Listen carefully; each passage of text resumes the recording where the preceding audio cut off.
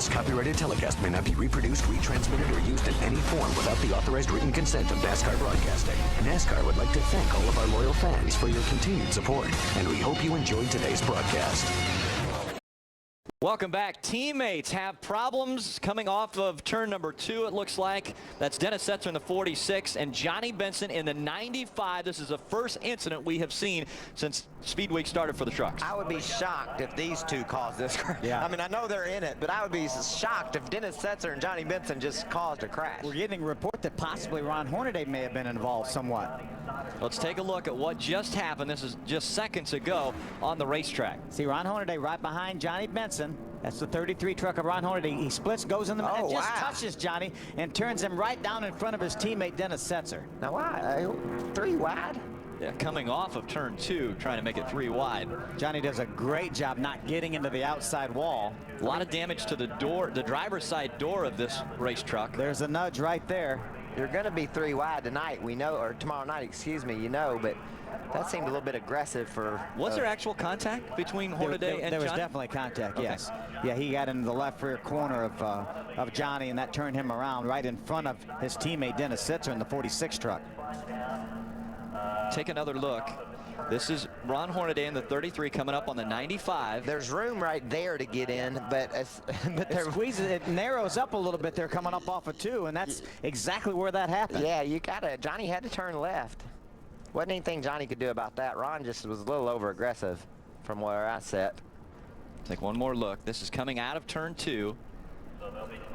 Just slight contact with the 95, but again, going that fast and taking the air off the spoiler as well. That's all it takes, but that was the contact. That was induced by the contact. That wasn't an air situation at all. Yeah. But, you know, the closure rate is so fast with these trucks, and that may have been a situation. You have to be ready with that left foot on the brake, don't you, Michael, at all times, because you get sucked up into these other trucks so easily. You have to ride that brake a lot. My buddy Schrader would say he took the air off the spoiler and then he hit him.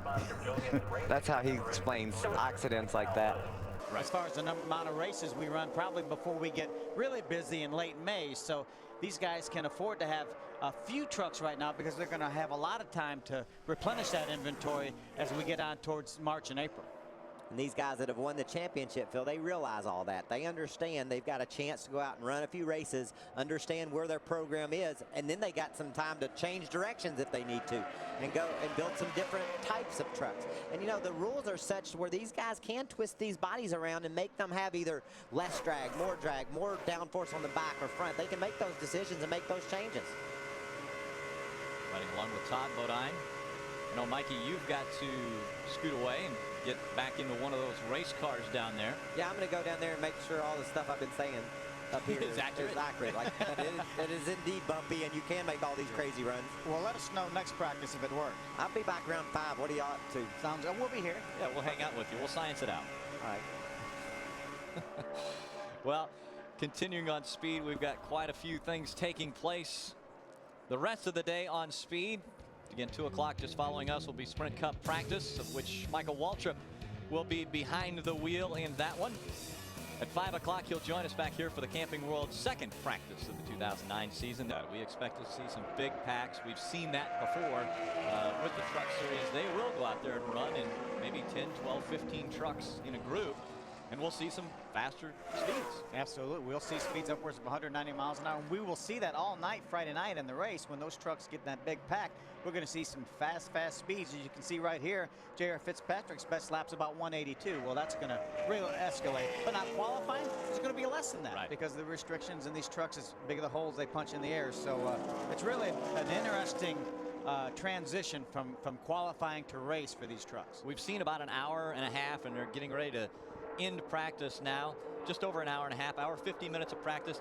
Has anyone jumped out, or are you keeping your eye on anyone in particular right now as the season kicks in? Get it. Moved over to that Toyota team, and like you said, Phil, run second down there at Miami, and I think the sky's the limit for this kid. He's got great sponsors there with Albertson, and he's in a good truck. And how about Jeff Hensley on top of the pit box calling the shots too? A lot of good things for him right now.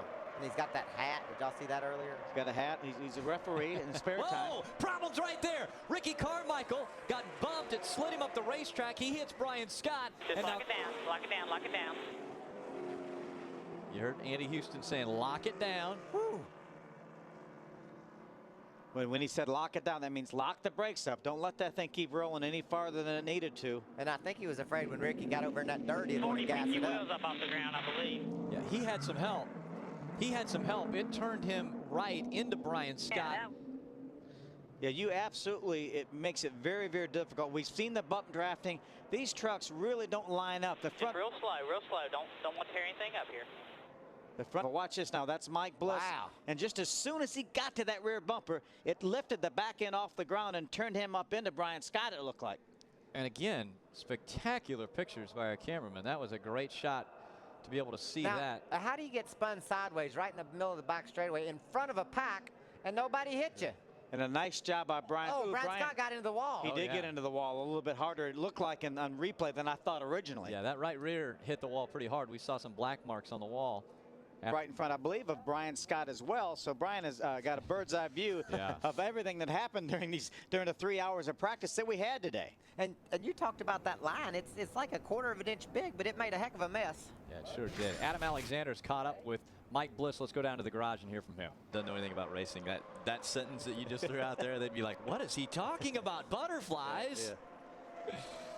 But if you're a speed fan, man. That's right. These people tuned know. in here. These people know what we're talking about. Now, the biggest thing about what's going on right now and why this is such a big deal, Todd Bodine is going for 4 in a row on the super speedways. I mean, he's won 2 at Talladega, 1 here. He's looking to make it 4 in a row on all the super speedways. So he is definitely the odds-on favorite. And now we've got an issue with his truck. And that's the same truck that he won all the 3 of those races with.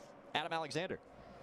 All right, so if you guys look at your driver lineup, Gunbroker.com Racing has 3 trucks here. The 21, the 22, the 23. The 21 for Dennis Setzer, the 22 for Wayne Edwards, the 23 for Jason White. And there you see the 23 on track. So it's Jason White, right? Wrong. Dennis Setzer, the veteran, in that truck right now. There have been no changes in the driver lineup. It was just that Jason White didn't get the handle he liked, wanted a second opinion, and when you have a veteran in the stable, you might as well send him out there. So that's what they have done. We're awaiting feedback from Dennis while his 21 truck continues to sit idle in the garage. We'll keep you posted on what's happening here. Just evaluating his equipment a little bit, making sure that Jason hasn't missed out on a detail that maybe Dennis can cling on to that'll help that truck drive better so he can get with them tomorrow night. It's all about tomorrow night getting the thing to handle in the turn so that you can keep it wide open and Such stay a in that track. advantage too, Michael, to have somebody like Dennis Setzer on board your team to be able to jump in that truck and make sure that Jason's feeling what he's feeling.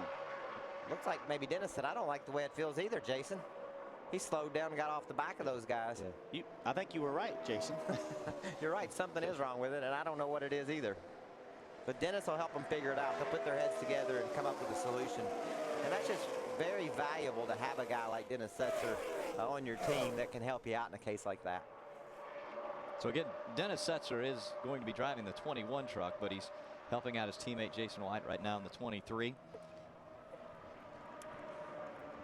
Adam Alexander, what else is going on with that 23? Well, the report from Jason White, it was loose, and Dennis Setzer just came on the radio and said it is loose, but it will suck up, I swear. So I think Dennis likes what he feels in that 23 a little bit. Maybe when Dennis comes in, and you can see he's off the banking, he'll be back in the garage area in a moment. We can hear from him or Jason and further our story. Well, that's great that it'll suck up, and everyone's looking for that. But they better get that thing snugged up a little bit, too. Yeah, sucking up without being snugged up is a bad combination. And we sized that out. I was going to say, I think you need a degree in science to figure out what was just said. We'll be back with more practice from Daytona. Daytona. And look who's out in the front of it now, Hornaday again.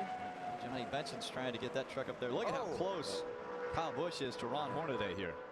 Sometimes that air just sucks those trucks together. It wasn't, I don't think, a situation where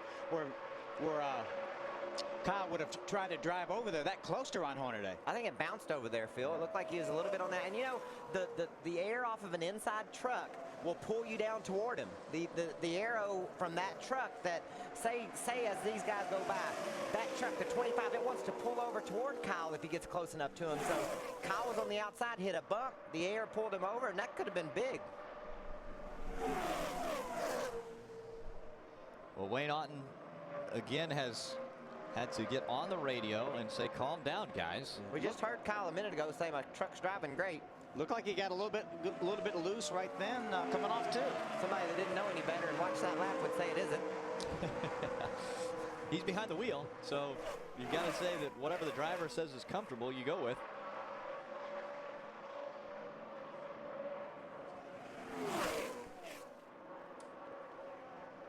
Dennis Setzer, Jason White discussing that 23 and the handling of it. Go into the corner there.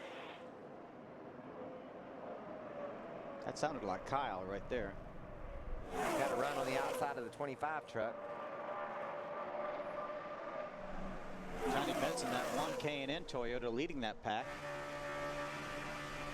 There's Hornaday right behind Johnny Sauter. So this is an experienced group of guys here, Phil. It really is. Remember that Adam played all afternoon in that Fun Sand that's right. Sponsor on Johnny Sauter's truck. It won't get you dirty. Cade and Kyla have it probably at their house by now. He had a bucket of it, I saw when he was leaving last night. Oh, a little bit sideways again there. I tell you, Kyle, you know, he may be happy with that truck, but we'll have to see. It doesn't look quite as good as what I think he would like it to look, or feel. A second off the pole last year. Kyle Busch just ran 51.39, so that's about the zone we're going to be looking at. Again, race day special edition coming up next right here on Speed. Stick with us.